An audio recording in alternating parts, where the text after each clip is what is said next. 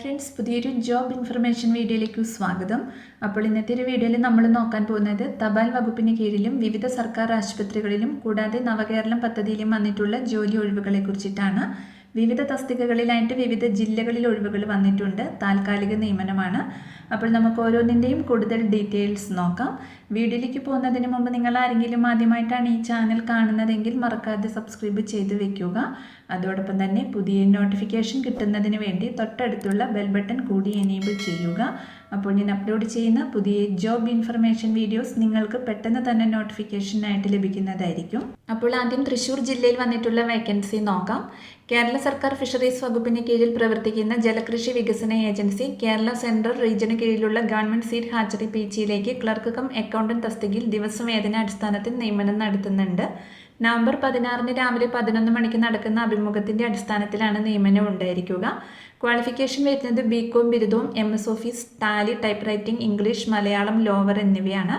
അപ്പോൾ താല്പര്യമുള്ള ഉദ്യോഗാർത്ഥികൾ നിശ്ചിത സമയത്ത് നിങ്ങളുടെ ഒറിജിനൽ സർട്ടിഫിക്കറ്റുകളും ഓരോ പകർപ്പും സഹിതം അഡാപ്റ്റ് സെൻട്രൽ റീജിയൽ തേവരയിലുള്ള ഓഫീസിൽ ഹാജരാവേണ്ടതാണ്. കൂടുതൽ ഡീറ്റെയിൽസ് അറിയുന്നതിന് തന്നിട്ടുള്ള നമ്പറിൽ കോൺടാക്ട് ചെയ്യുക.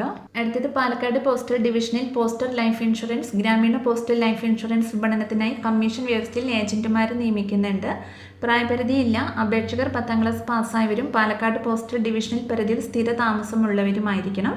തൊഴിൽ രഹിതർ, സ്വയം തൊഴിൽ ചെയ്യുന്ന യുവതി യുവാക്കൾ, മുൻ ഇൻഷുറൻസ് ഏജന്റുമാർ, RD ഏജന്റ്, വിമുക്ത ഭടന്മാർ, കമ്പ്യൂട്ടർ പരിജ്ഞാനമുള്ളവർ എന്നിവർക്ക് മുൻഗണന ലഭിക്കുന്നതായിരിക്കും. വിരമിച്ച സർക്കാർ ജീവനക്കാരെ ഫീൽഡ് ഓഫീസറായിട്ടും നിയമിക്കുന്നതാണ്.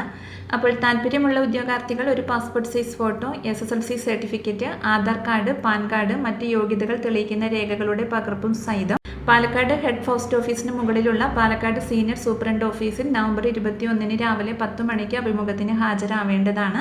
തിരഞ്ഞെടുക്കപ്പെടുന്നവർ 5000 രൂപയുടെ NSC സെക്യൂരിറ്റി ഡെപ്പോസിറ്റ് കെട്ടിവെക്കണം. നിലവിൽ മറ്റേതെങ്കിലും ലൈഫ് ഇൻഷുറൻസിൽ പ്രവർത്തിക്കുന്നവരെ പരിഗണിക്കില്ല. കൂടുതൽ ഡീറ്റെയിൽസ് അറിയുന്നതിന് തന്നിട്ടുള്ള നമ്പറിൽ കോൺടാക്ട് ചെയ്യുക.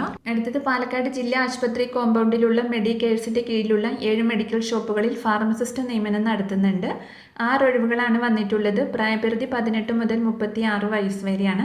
ക്വാളിഫിക്കേഷൻ വരുന്നത് കേരള സർക്കാർ അംഗീകരിച്ച B.Pharm അല്ലെങ്കിൽ D.Pharm, ഫാർമസി കൗൺസിൽ അംഗീകരിച്ച സർട്ടിഫിക്കറ്റും ബന്ധപ്പെട്ട മേഖലയിലുള്ള പ്രവൃത്തി പരിചയവുമാണ്. പട്ടികജാതി പട്ടികവർഗ വിഭാഗക്കാർക്ക് പ്രായപരിധിയിൽ ഇളവും മുൻഗണനയും ലഭിക്കുന്നതായിരിക്കും. യോഗ്യരായ ഉദ്യോഗാർത്ഥികൾ നിങ്ങളുടെ SSLCന്റെ അസൽ സർട്ടിഫിക്കറ്റും ആധാർ കാർഡ്, ജാതി സർട്ടിഫിക്കറ്റ് എന്നിവയും അവയുടെ പകർപ്പും സഹിതം നവംബർ 20 രാവിലെ 11 മണിക്ക് അഡ്മിനിസ്ട്രേറ്റീവ് ഓഫീസിൽ അഭിമുഖത്തിന് ഹാജരാവേണ്ടതാണ്. കൂടുതൽ ഡീറ്റെയിൽസ് അറിയുന്നതിന് തന്നിട്ടുള്ള നമ്പറിൽ കോൺടാക്ട് ചെയ്യുക.